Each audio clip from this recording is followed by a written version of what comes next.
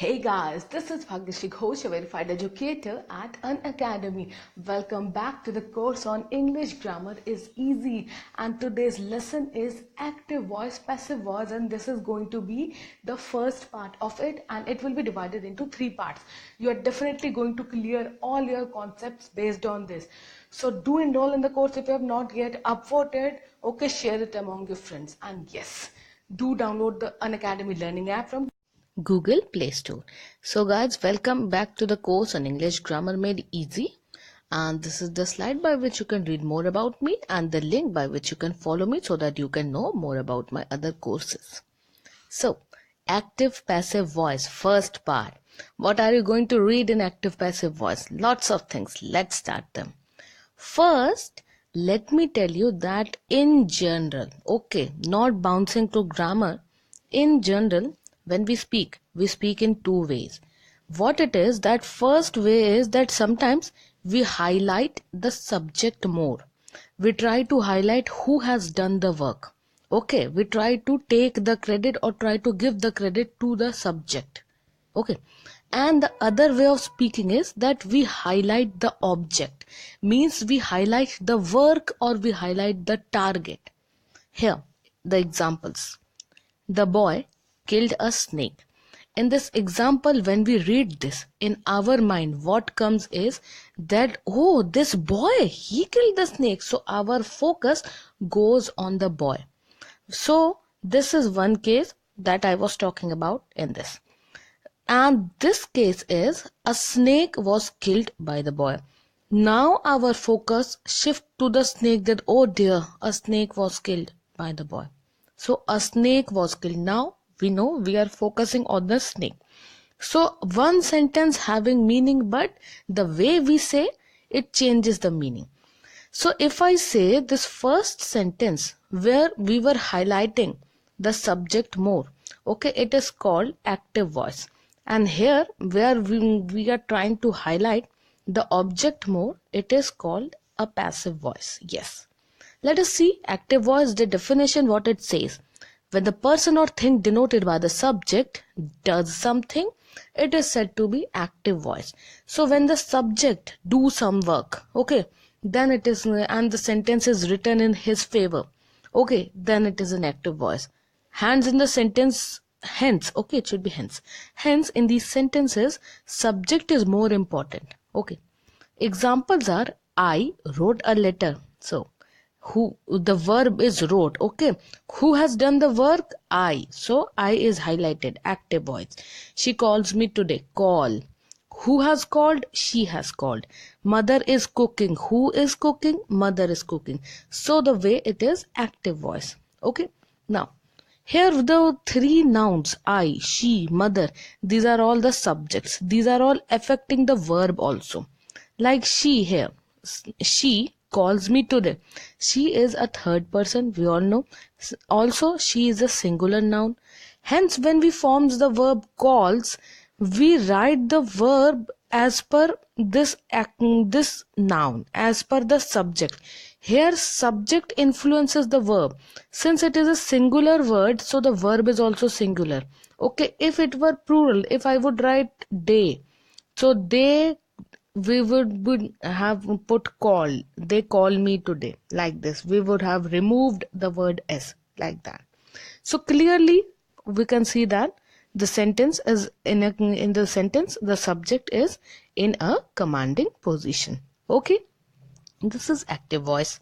Now let us see what is passive voice.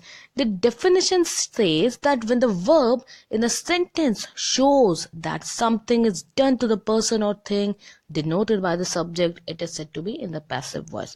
What I mean to say is, when work is more important, guys, okay, when the work is more important and we don't want to go shift our focus to the subject, okay, we don't want to take the credit of the work, or where mentioning the subject is just negligible, is just not important, in such a case the sentences we use are under passive voice. This house was built by Ramesh. So this house was built, our focus is building of the house, not on Ramesh. Letters were written by the boys, our focus is that what was written, letters. The tiger was killed by the hunter. Our focus is on the tiger. Chairs have been repaired by the carpenter. So chair is the focus. So when the object is the focus, not the doer of the work, okay, when the doer of the work is a secondary thing, then that sentence becomes a passive voice. Now there are some rules to convert active voice into passive voice. See, boys wrote letter. This is an active voice. Okay, what we do is we just change it. Boys is the subject, letter is the object. That you all understand? Now what we do is try to reverse them. We will make the object the subject and subject the object, like letters were written by boys. Here, another example. Sita has painted a chair. Active voice. What we do? We want to highlight the chair to make it passive voice. A chair has been painted by Sita. So these are some of the examples. You can read it all, pause it. So now the thing is that what exactly we have done. Not only we have changed the subject and object, but in these sentences there are something else. Okay, something else has also changed. Verbs are changed, forms are changed. So what is the rule? Rule is rule number 1. Make the original subject as the object of the passive voice and the original object as the subject. Just now, as we have seen, it is clear, right? Second thing is that an auxiliary verb. Auxiliary verb, what are auxiliary verbs? Helping verbs. These are the helping auxiliary verbs, right? Use an auxiliary verb before the new subject. So in this case, boys wrote the letter boy. Boy, okay, and letter. So when we make the boy a passive voice, before boy we have to use some word, that is by, and by is again an auxiliary word. Okay, so we have to use such kind of words. Okay, these are, I have not written it here, but it means that it is an auxiliary word. Then third rule is main verb will be in past participle. Now guys, one thing to be sure, that in the whole active passive voice, whatsoever tense it is, whatsoever situation it is, whensoever we are changing any active voice into passive voice, the role of this third form of verb, which is called past participle, is going to be there in each and every active passive voice. Just keep it in mind. Okay, then auxiliary verb will be used as per the tense of the sentence to support the main verb. So when the tense, whatever the tense it is, if it is speaking in past, so our verb, auxiliary verb, like see, for the past tense, what is this? Was. Okay, then had. These words should be used if the sentence relates to past tense. If the sentence relate to future tense, will, shall, such kind of auxiliary verbs can be used. Present tense depends on the case, okay, depending on the tense, plus depending on it whether it is singular or plural, and there are some things that, okay, after seeing all those things only, then we will be using the auxiliary verb.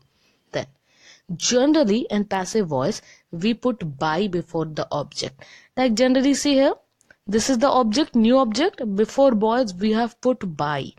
Before Sita, since Sita is the new object here in the passive voice, we have put by.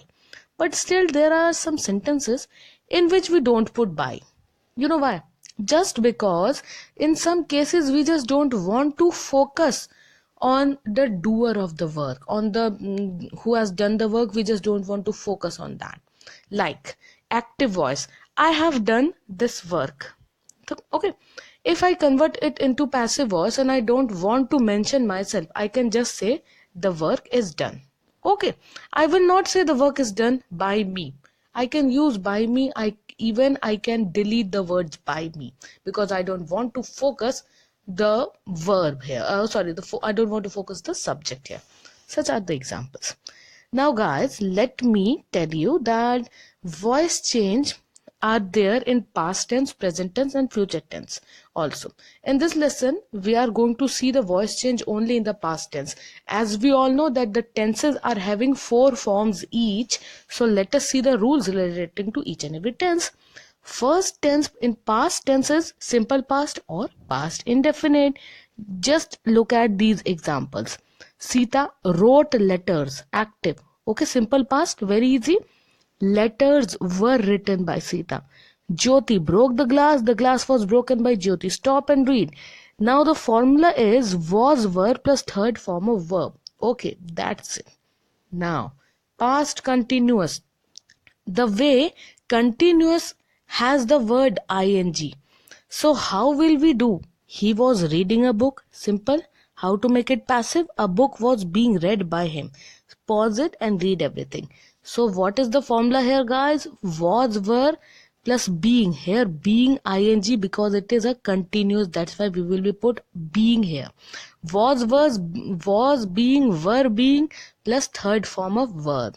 Okay. Now past perfect. Past perfect. Now we all know that past perfect always use a word had here.